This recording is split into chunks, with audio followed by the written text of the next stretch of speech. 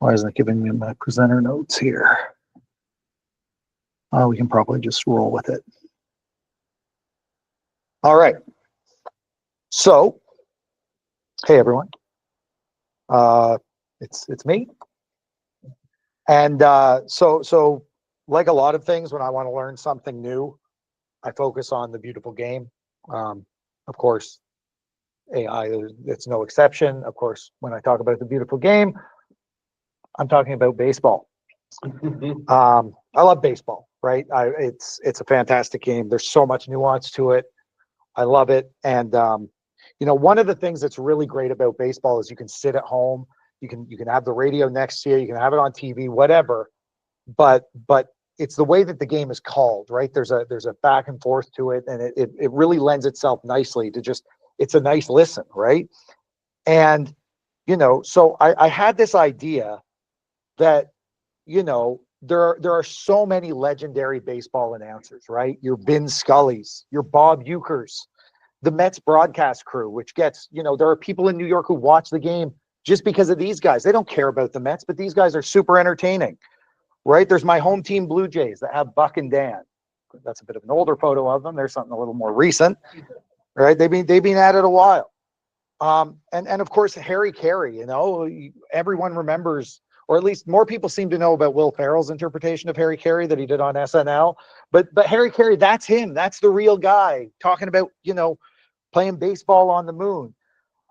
In a lot of cases, these announcers, they're just as synonymous as the, you know, with fans as the players on the team, sometimes more so, right? They'll tell you Vin Scully would be on baseball's Mount Rushmore. So, you know, I started thinking about what every developer is thinking about in 2025. And I thought, how could I replace them with AI? And would it be possible? So if any of you have ever walked by my desk in the office, it's probable that you've seen something like this on my screen at some point in time. When there's a game on in the afternoon, I generally have Game Day pulled up on my monitor, and I'm just kind of following along with my Blue Jays, sometimes with my fantasy players as I'm working away.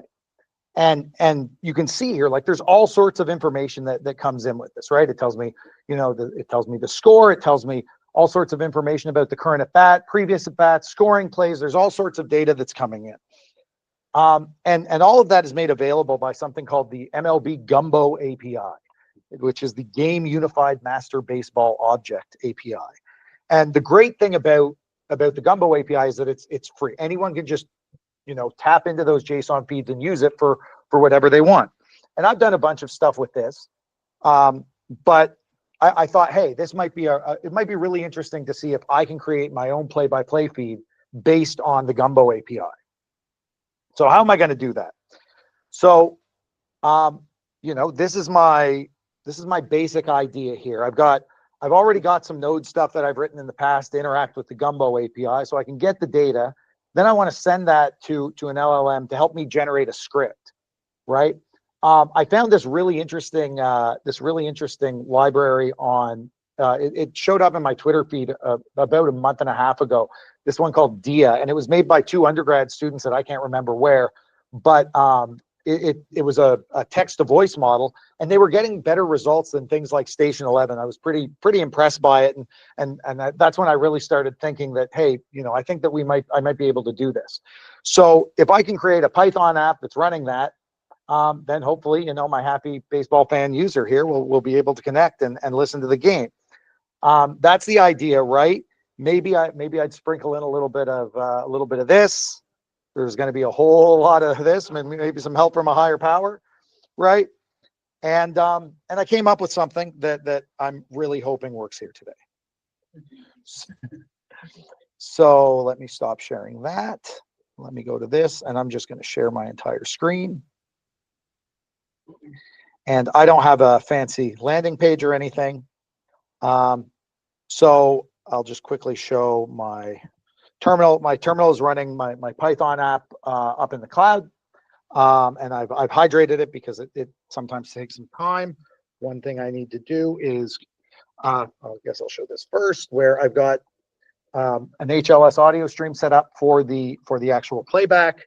But what I did, because I wanted to be able to hydrate it, I just set up a, an endpoint where I could kick my HLS server to actually start it.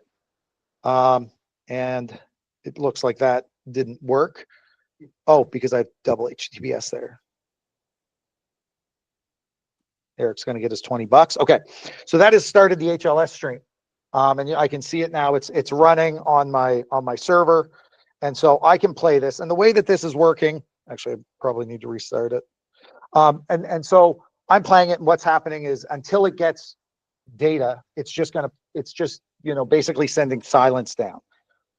So this is where it's going to get really interesting, because what I did was a couple weeks ago, I kind of took some game data from a number of different games and started, just kind of built some stuff around it to pull out the data that I want. And so I should be able to say run. And so I'll do San Diego at Toronto, and we'll see if this works.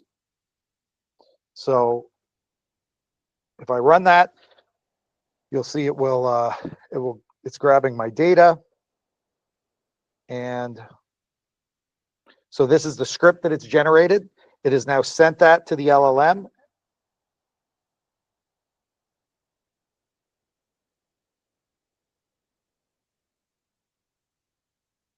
And we're back here in Toronto as George Springer steps in with a 2-2 count. 2 outs already this inning, but Vladimir Guerrero Jr. gave the Blue Jays an early lead with that powerful homer. Dylan Cease looking to wrap up this inning for the Padres. Here's Cease, sets and delivers.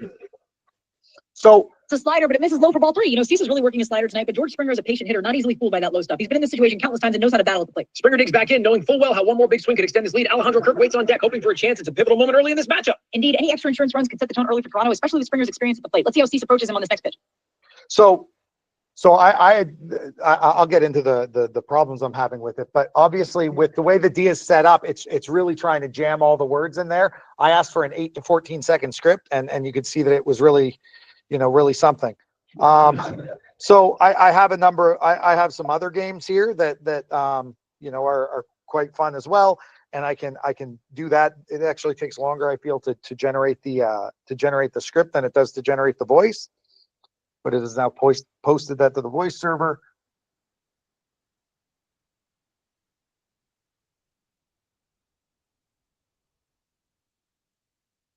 Welcome back, folks, to the bottom of the 7th here in Miami, where the Marlins trail the Cubs 9-1. Graham Pauley steps back into the box with a 0-1 count, no outs, and Ronnie Simon standing at first after that walk. Here's the pitch from Jamison Talon. It's a changeup outside for ball 1. Yeah, Talon tried to finesse that one with a changeup at 83.5 miles an hour, but just couldn't get it to drop in. With a hefty lead, he might be looking to mix it up, keeping Pauley guessing at the plate. The Cubs have been cruising, but Miami's hoping to break through and make this interesting. Nick Fortes waits on deck, looking to keep the momentum going. Let's see if this lineup can capitalize. Yeah, Talon tried to finesse that one with a changeup at 83.5 miles an hour, but this couldn't get a changeup at 83.5 miles an hour. But so you can see it had a bit of an issue with that was actually my server that had the issue with that, where it jumped back in. But it could be because I'm only, my manifest for HLS is only supposed to be so long, and it's generating more text.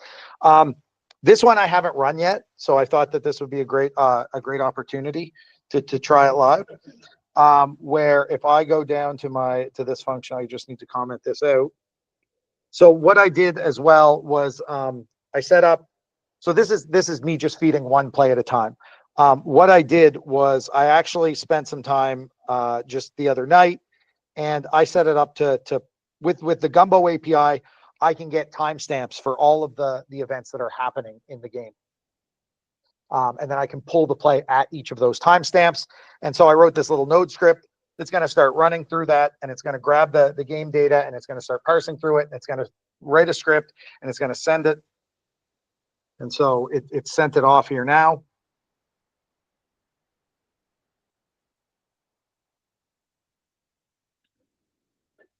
You'll hear him in a second. And we're back here in the bottom of the first inning. The Reds already making some early noise with a 3-0 lead over the Cubs. It's a 1-2 count to Tyler Stephenson. Boyd sets. Here's the pitch, a changeup, and it's low and outside for ball 2.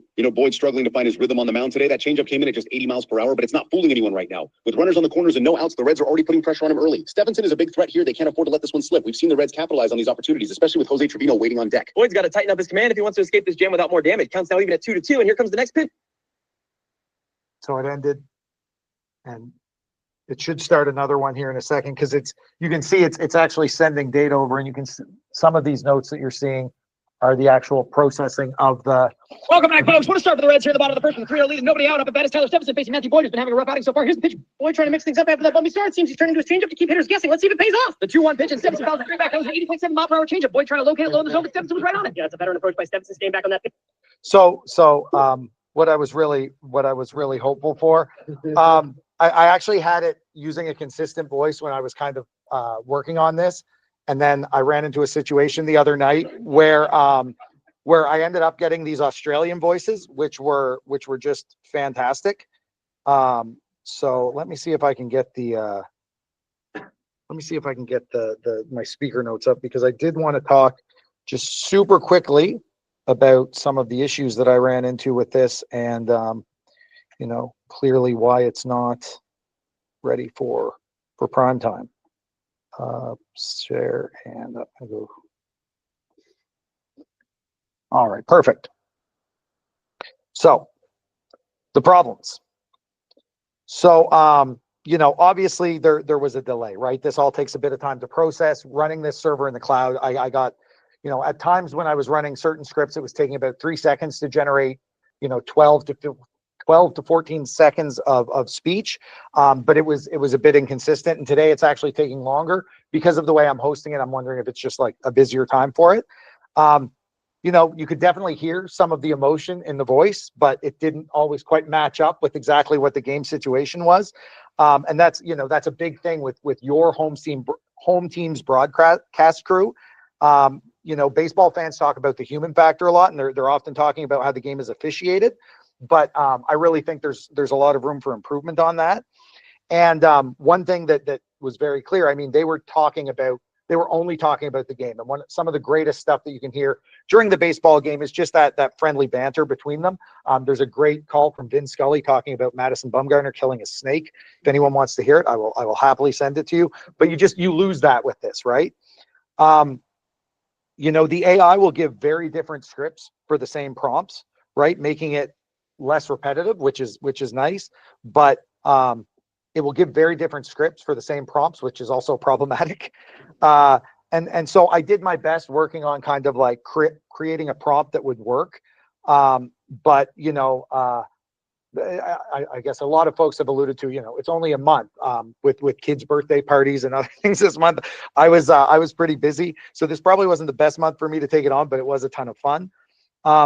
One of the issues that I really struggled with getting the AI to understand was when I would get the data, it would tell me what the new count was. So if the pitcher throws a strike and the count is now 0-2, the data would come back saying the count is 0-2. It would not be able to look back at the count going in. So one of the big problems I had to overcome early was writing some code to, you know, massage the data, because when the second strike was coming in, they were calling it a strikeout if the batter had one strike. It was a really weird thing. So I tried a bunch of stuff to work around that with my prompt, and it was never able to really help me. And then at the same time, you know, maybe I'm just not good at writing prompts. The context window in the game is constantly changing, and I was sending in events from the current inning. But I think there's a lot more that we can do to tell a story there, right? Like if you look at my prompt, I'll say these were the previous events that happened during the game or during this inning. But like you'd want to normally call back to, there was a big inning for this team in the third or in the sixth or something, right? And there's a lot that we aren't seeing, right? There's so much data in baseball, right? You were seeing on the screen, it gives me, you know, how hard the pitch is. I can get the vertical movement of the pitch, the horizontal movement of the pitch. I can get the sprint speed of the batters. There's all sorts of this data. And then there's all the data that we could feed in when the game starts, right? So we could have the AI talk about, oh, their velocity is down. Maybe they're injured. Oh, you know, this slider just isn't moving like it normally does tonight. There's a lot that can be done there. I didn't have time to implement that, but I do think that it could help add a lot here. And the final thing is just, you know, you just can't predict baseball, right? There's over 100 years of history behind the game, and there are Twitter accounts that every night will tweet out 4 or 5 things that we've never seen in baseball before. It's really, really hard, and you can't capture everything in this data feed, right? Again, if anyone wants to see one of the craziest things I've ever heard about in baseball, I can send you a play. It involves a player running into a player on his own team who is technically on the bench. There's a cell phone involved. There's a player throwing the ball over the fence. It's complete madness. And I would love to see what that would look like in the data feed, but you wouldn't be able to replicate it with AI. So in conclusion, this was a ton of fun for me. I don't know that I'm going to get to keep working on it, but I hope so. It was a lot of fun, and yeah, thanks for listening.